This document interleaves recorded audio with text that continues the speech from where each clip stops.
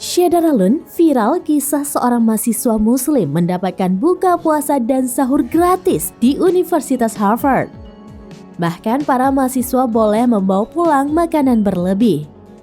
Tidak cuma sehari 2 hari, Harvard memberikan menu buka puasa dan sahur selama sebulan penuh. Hal ini dialami oleh mahasiswa asal Indonesia bernama Selin. Lewat unggahannya di TikTok @selinwijaya.md, Selin memperlihatkan suasana berbuka hingga sholat tarawih di Harvard.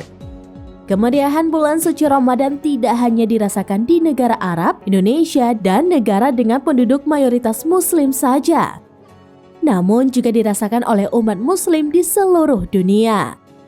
Salah satunya yakni mahasiswi asal Indonesia yang sedang kuliah di Universitas Harvard, Amerika Serikat. Mahasiswi bernama Selin saat ini sedang menempuh pendidikan di negara Paman Sam. Ia pun membagikan pengalamannya menjalani ibadah puasa di Amerika. Mahasiswi jurusan kedokteran itu mengatakan mahasiswa di Harvard mendapatkan buka puasa gratis. Tidak cuma beberapa hari, mahasiswa bisa berbuka puasa di Harvard selama sebulan penuh. Tidak hanya untuk berbuka puasa, Harvard juga menyediakan makanan gratis untuk sahur.